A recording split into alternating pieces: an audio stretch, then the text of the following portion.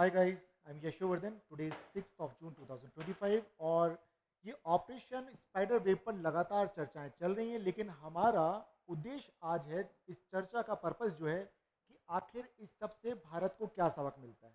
क्योंकि हम सब जानते हैं क्या हुआ, लेकिन इंडिया को इससे क्या सबक मिलना चाहिए कि इंडिया अपनी फ्यूचर के लिए किस तरह की तैयारी करे। और ये बात इसलिए इम्पॉर्टेंट हो जाती है क्योंकि बहुत पुरानी बात नहीं है, पिछले महीने की बात है जब भारत के ऊपर पाकिस्तान से आए हुए टेररिस्ट ने अटैक किया 22 अप्रैल को। और रिटेलिएशन में भारत ने भी फिर पाकिस्तान के कुछ एयर स्ट्रिप्स, 7 से 9 एयर स्ट्रिप्स को डिस्ट्रॉय किया। और उस दौरान देखा गया कि पाकिस्तान से लगातार टर्किश मेड इन टर्की वाले जो ड्रोन से उनका इस्तेमाल किया और चाइना की बनी हुई मिसाइल्स का इस्तेमाल किया, लेकिन भारत ने बहुत ही बेहतर तरीके से उन सबको इंटरसेप्ट कर लिया। और ऐसे में बड़ी चर्चा चली थी कि S-400 का इस्तेमाल किया गया क्या, या आकाश तीर का इस्तेमाल किया गया, या काइनेटिक या नॉन काइनेटिक तरीकों में क्या हमने लेज़र टेक्नोलॉजी का इस्तेमाल किया। तो बिल्कुल हमने सारे तरीकों का इस्तेमाल किया था वहाँ। तो रशिया क्यों नहीं कर पाया? क्या इंडिया के ऊपर भी इसी तरह का अटैक किया जा सकता है? तो इन सारे मुद्दों को समझना जरूरी होगा। तो चलिए हम देखते हैं, सबसे पहले तो इस पर बात करते हैं क्या हुआ। तो देखिए, ऑपरेशन स्पाइडर वेब के तहत अगर देखें तो यूक्रेन का ये गुप्त सैन्य मिशन था, जिसके तहत रूस के अंदर घुस के लगभग 4030 किलोमीटर, जो आखिरी साइट है 4030 किलोमीटर तक अंदर गई है। और वहां पर जाकर के इन्होंने अटैक किया। अब अटैक कैसे किया कि यहाँ से इन्होंने यूक्रेन में तैयार किए ड्रोन और उनको ट्रकों में लादा, रशियन ट्रकों में लादा, और उसको रशिया के अंदर लेकर के गए। और रशिया के अंदर ले जा करके जहाँ जहाँ रशिया के एयरफोर्स की फैसिलिटीज़ हैं, जहाँ पर उनके न्यूक्लियर कैपेबल बॉम्बर्स रखे रहते हैं, वहाँ पर जाकर के इन्होंने उनको पार्क कर दिया। और जब सही समय मिला तो उन्होंने इन ड्रोन्स को उड़ाया और वहाँ पर हिट किया। तो ड्रोन्स को कैसे उड़ाया, चलिए हम इसको समझ लेते हैं। तो देखिए, ये ट्रक खड़े हुए हैं, इस ट्रक से आप ये देख रहे हैं ड्रोन उड़ेगा, एक एक करके ड्रोन उड़ रहे हैं। और यहाँ पर अगर ड्रोन उड़ रहे हैं, इट मीन्स वहाँ पे कोई पायलट भी था। तो बिल्कुल यहाँ पर पायलट भी है, ड्रोन को जो ऑपरेट कर रहा है। क्लियर है? तो ड्रोन को ऑपरेट करने वाला पायलट भी वहीं पर है। इट मीन्स ये जो प्लान बनाया गया था बहुत ही सोच समझ के बनाया गया था। और इस प्लान को बनाने में जो यूक्रेनियन स्पेशल सर्विसेज जो सीक्रेटली काम कर रही थी, उनकी सिक्योरिटी सर्विसेज, 18 महीने का समय लिया। अब तो सारे डिटेल बाहर आ गए, तो उन आधारों पर मैं आपको बता रहा हूँ, जो डिफरेंट डिफरेंट रिपोर्ट्स अभी आ गई हैं उनसे हमें पता चलता है। तो राइट, अब और देखिए इसमें क्या हुआ। तो ये देखा जाए कि यहाँ पे इस ऑपरेशन के तहत यूक्रेन ने उन रूसी हवाई ठिकानों को निशाना बनाया जहाँ पर कि न्यूक्लियर वेपन को ले जाने में सक्षम बॉम्बर्स रखे रहते थे। और इसको किसने अंजाम दिया? यूक्रेन की सुरक्षा सर्विसेज या सेवा ने इसको अंजाम दिया। और इस हमले में 117 ड्रोन्स को यूज किया गया। और यहाँ ध्यान रखें कि यहाँ पर जो भी सॉफ्टवेयर इस्तेमाल किया गया था, जो कि ऑटो पायलट जो सॉफ्टवेयर है, जो सामान्य तौर पर सिविलियंस ड्रोन है उनमें इस्तेमाल किया जाता है। पिछले 19 से 20 साल पुरानी ये टेक्नोलॉजी है और उस टेक्नोलॉजी का यहाँ इस्तेमाल किया गया। तो इसीलिए ना तो इसको इंटरसेप्ट किया जा सका, ना इसके ड्रोन के आने का उनको पता चल पाया। और क्यों नहीं पता चल पाया कि जब इस तरह से ट्रक्स में और ये रशियन ट्रक्स के अंदर रखा इनको, और जहां उनकी फैसिलिटीज हैं एयरफोर्स की, उनके पास ही इनको पार्क किया गया, उनकी बाउंड्री वॉल के बाहर और इमीडिएट, तो उतना मौका ही नहीं मिल पाया। मतलब रशियंस समझ ही नहीं पाए कि उनके साथ क्या हो गया।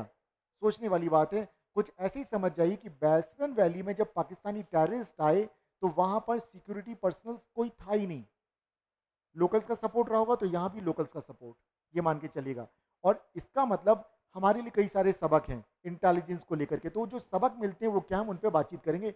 लेकिन यहाँ जानने वाली बात है कि इस तरह के आक्रमण, इससे रशिया के ऊपर क्या प्रभाव पड़ा। तो देखा जाए कि सामरिक तौर पर ज़्यादा नहीं बोला जा सकता, लेकिन हाँ फिर भी ये बात बताने वाली बात है कि 700 अरब, यहाँ बोलेंगे $7 बिलियन का लॉस हुआ यहाँ पर सीधा सीधा रशिया को।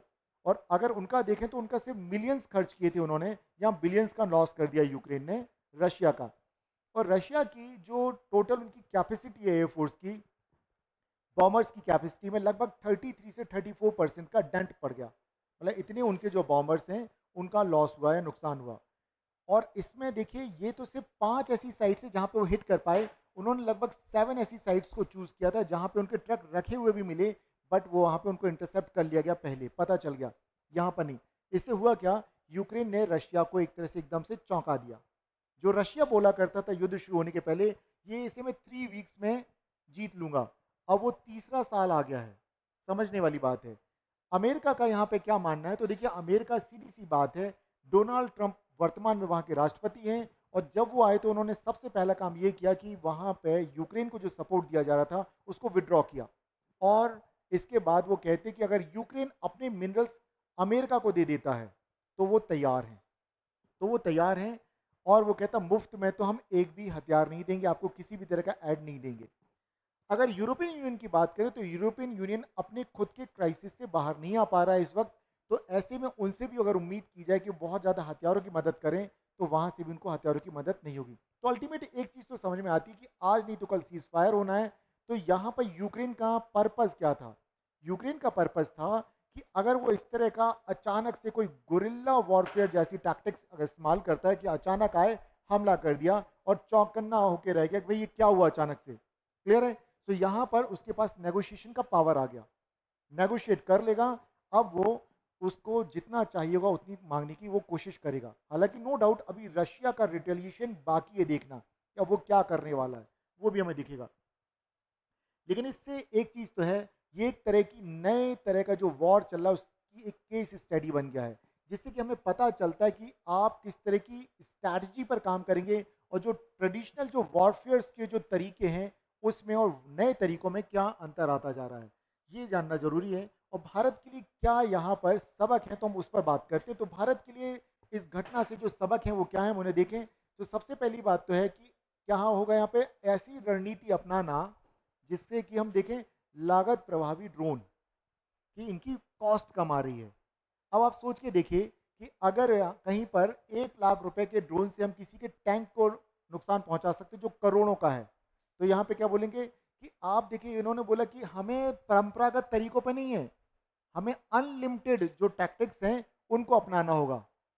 कभी वॉर की जो ट्रेडिशनल स्ट्रैटेजी है नहीं, उससे हमें बाहर आ जाइए। हम सिविलियन ड्रोन जैसे यूक्रेन ने इस्तेमाल किया, उनका मिलिट्री यूज किया उस तरह से, तो बोलते असीमित युद्ध रणनीति को अपनाना, जिससे कि यूक्रेन के द्वारा क्या किया, रशिया के ऊपर ड्रोन से, कौन से, जिनकी कॉस्ट बहुत कम है, लागत प्रभावी ड्रोन का उपयोग करना। ड्रोन की कॉस्ट बहुत कम आती है, मिसाइल की करोड़ों में आती है, S-400 की उससे भी ज़्यादा आती है, फाइटर जेट उससे भी ज़्यादा महंगे होते हैं। ड्रोन्स कितने महंगे होंगे, बहुत कम, और ट्रक से ही हमने कहीं भेज दिया, सोच के देखिए। देन फिर वो कहते हैं इंडिया के लिए क्या सबक है कि इंडिया को क्या करना चाहिए, इंडिजिनस लेवल पर बनाने चाहिए, स्वदेशीकरण करना चाहिए ड्रोन टेक्नोलॉजी का, कि जो अभी हम बाहर से मंगवाते हैं वो ना किए जाए। यूक्रेन ने यही किया, यूक्रेन ने जो ये ड्रोन्स बनाए गए हैं ये खुद बनाए हैं, तो जब वो खुद बनाएगा तो वो अपने अकॉर्डिंगली इनको ऑपरेट भी कर पाएगा, तो किसी और को पता भी नहीं चल पाएगा। तो भारत को क्या करना चाहिए, मेक इन इंडिया वाली जो अपनी जो इनिशिएटिव लिया है उसने, उसके तहत इस तरह की चीज़ों पर भी काम करना होगा। और क्या होना चाहिए भारत को, अगर मान लीजिए इंडिया के ऊपर भी ड्रोन अटैक हो सकता है तो क्या करना होगा, एंटी ड्रोन जो सिस्टम है उनको ज़्यादा से ज़्यादा हमें डेवलप करना होगा यहाँ पर। तो हमारी जो वायु रक्षा प्रणाली की जो कमी है, जैसे रशिया नहीं कर पाया इसको, उसी तरीके से अगर हम देखें तो इसराइल के ऊपर भी जब हुआ था तो कई जगह पे इसराइल के ऊपर रॉकेट गिरे थे जिसके कारण उसको नुकसान हुआ था। तो हमें यहाँ समझना पड़ेगा कि ड्रोन से अगर अटैक होता है तो देखिए मिसाइल के अटैक को इंटरसेप्ट करना आसान होता है, ड्रोन अगर बहुत ही लो एल्टीट्यूड पे उड़ के आएगा तो उसे ट्रैक करना उतना ईजी नहीं होता। तो हमें क्या करना होगा, ड्रोन रोडी तकनीकों का विकास करना होगा और उनको डिप्लॉय करना होगा। हमें प्राइमरी अपनी जो इन्फेंट्री सबसे आगे की लाइन होती है वहाँ इनको डिप्लॉय करना होगा। और क्या करना होगा, हमें हमारे जो खुफिया मतलब इंटेलिजेंस को हमें मजबूत करना होगा ताकि हमें सब कुछ पता चल पाए। जैसे 26/11 का जो आक्रमण हुआ था उसके विषय में मालूम नहीं था, वो तो छोड़िए, अभी की बात करते हैं हम।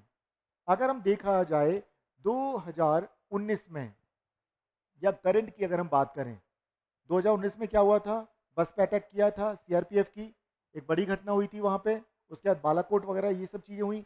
और वर्तमान में अगर देखें तो बैसन वैली जो पहलगाम में घटना हुई, क्या है, फेलियर ऑफ द इंटेलिजेंस है, इंटेलिजेंस एजेंसी का फेलियर है। अब यहाँ तो चलो वो लोग खुद आए टेररिस्ट, ड्रोन से भी तो आ सकते थे वो लोग और ड्रोन से अटैक करके जा सकते थे, समझने वाली बात है। तो हमें क्या करना होगा, यहाँ पर हमें पहले से पता लगाना होगा, उसके लिए अपने इंटेलिजेंस को और ज़्यादा स्ट्रांग बनाना होगा।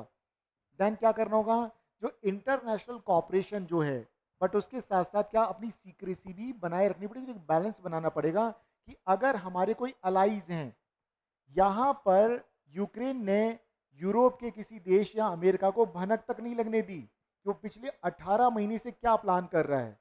समझने वाली बात है। तो अगर ये सबक भारत ले लेता है तो भारत के साथ इस तरह का ऑपरेशन स्पाइडर वेब जैसी घटना से हम बच सकते हैं।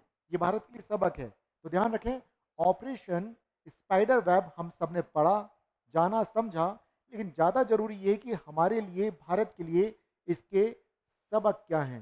नहीं तो अंदाज़ा लगाइए कि स्थितियाँ कितनी विकट हो जाएंगी। पता चला हमारे ही किसी फैसिलिटी के बगल में कोई ट्रक खड़ा कर दे और लगातार ड्रोन आकर के उनको डिस्ट्रॉय कर दे। जिस तरह से कि पाकिस्तान के साथ क्या हुआ कि जब हमारी ब्रह्मोस मिसाइल उनकी एयर स्ट्रिप्स को डिस्ट्रॉय किया और एक जगह वहाँ पर गिरी जहाँ पे उनकी न्यूक्लियर फैसिलिटी थी, तो वो किसके लिए आगे सरेंडर कर दिया। वो कहे कि चलिए मीडिएशन कोई कर दीजिए और हम चाहते हैं कि अब सीज फायर कर दिया जाए। तो आप समझ रहे हैं इस बात को।